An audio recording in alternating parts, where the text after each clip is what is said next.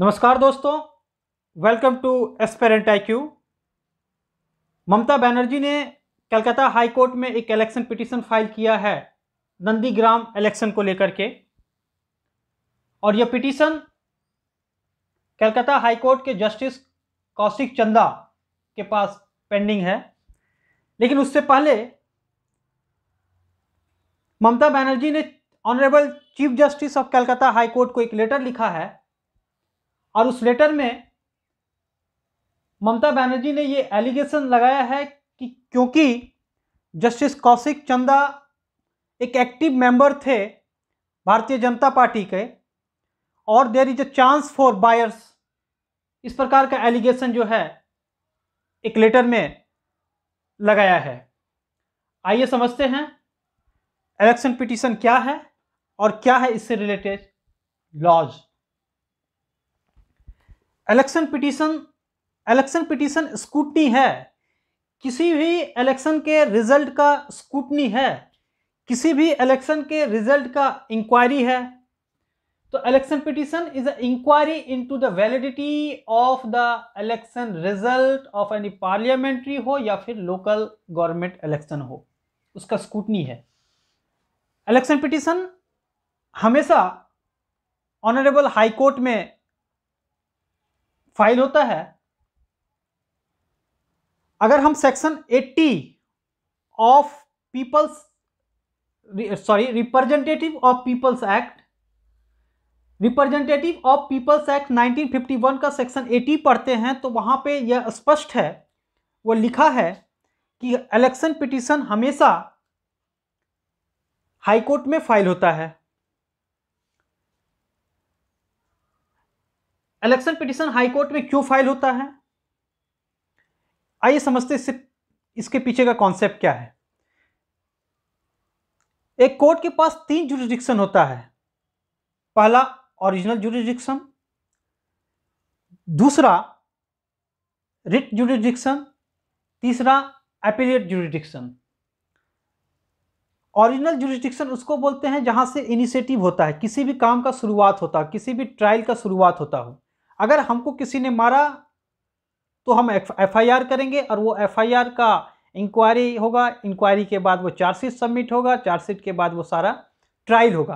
तो ये सारा ट्रायल कहाँ पे होगा, ये सिविल कोर्ट में होगा, डिस्ट्रिक्ट कोर्ट में होगा।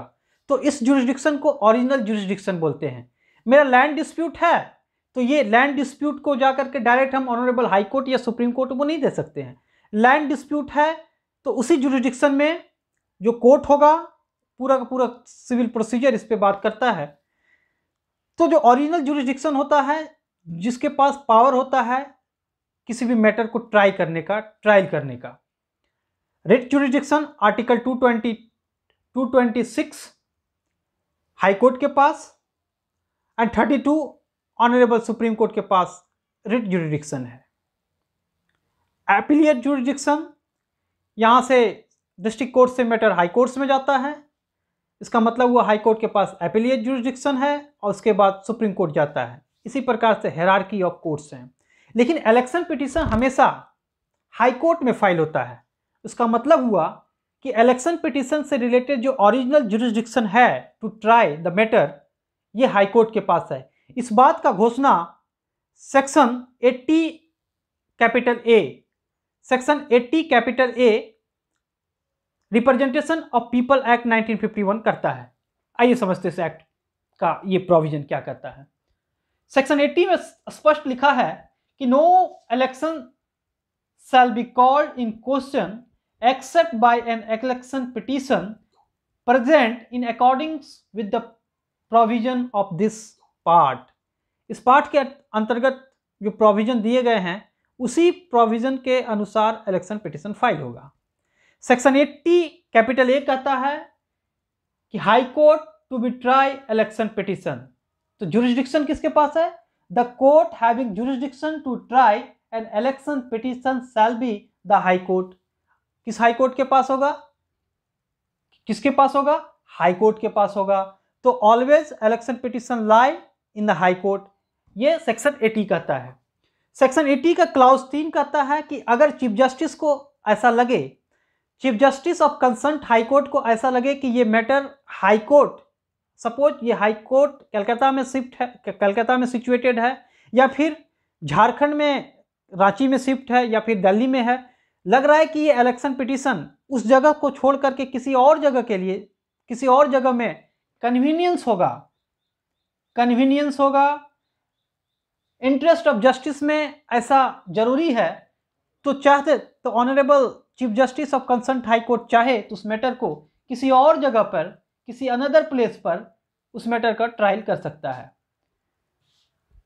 क्लाउज 2, सेक्शन 80 क्लाउज 2 कहता है कि हमेशा इलेक्शन पिटीशन सिंगल बेंच जो होगा, सिंगल जज जो होगा हाई कोर्ट्स का, वो तय करेगा। लेकिन टाइम टू टाइम अगर चीफ जस्टिस को ऐसा लगता है तो एक और एक से ज़्यादा जज इस पर्पस के लिए ट्राई कर सकते हैं, मैटर को ट्रायल कर सकते हैं।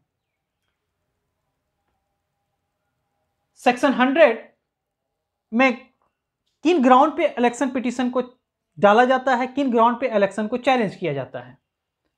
तो section 100 RP act, representation of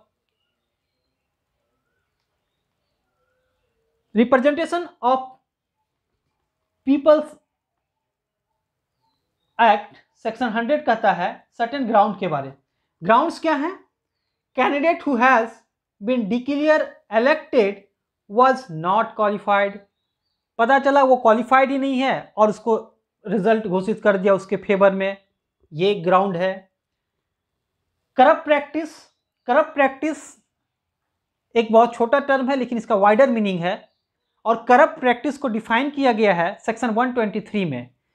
section 123 RP act corrupt practice को डिफाइन करता है, और ये काफ़ी बड़ा सेक्शन है, वाइडर मीनिंग है करप्ट प्रैक्टिस का। नॉमिनेशन इनप्रॉपर रिजेक्ट किया गया, इनप्रॉपर रिजेक्शन ऑफ नॉमिनेशन है तो हम जा सकते हैं। मैटेरियली किसी प्रकार का और भी मैलाफाइटली इंटेंशन से रिजल्ट को दिया गया, और भी कोई ऐसा डिफेक्ट है जिससे इलेक्शन को लगता है चैलेंज करना चाहिए, या फिर इस कॉन्स्टिट्यूशन के प्रोविजन के अगेंस्ट काम हुआ हो, या फिर आरपी एक्ट के अगेंस्ट काम हुआ हो, ऐसे सर्टेन ग्राउंड्स हैं जिसके आधार पे इलेक्शन पिटीशन को ऑनरेबल हाई कोर्ट में फाइल किया जा सकता है। पीरियड ऑफ लिमिटेशन क्या होगा, कब फाइल किया जाएगा?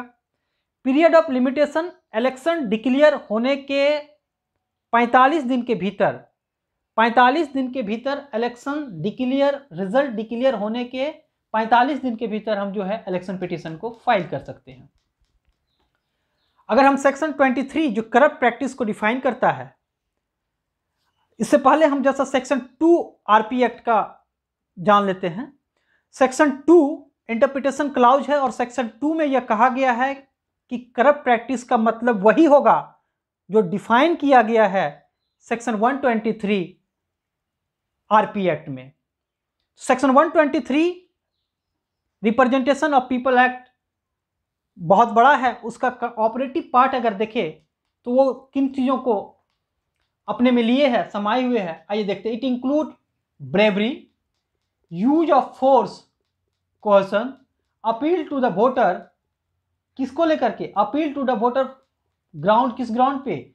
हम रिलीजियस के नाम पे वोट मांग रहे हैं, रेस के नाम पे, कम्युनिटी के नाम पे, या फिर लैंग्वेज के नाम पे वोट को अगर हम मांग रहे हैं, तो ऐसे सारे केस करप्ट प्रैक्टिस के अंतर्गत फॉल करेगा। कीप वॉचिंग, आगे का डेवलपमेंट जो भी आता है हम आपको अपडेट करते हैं। Thank you.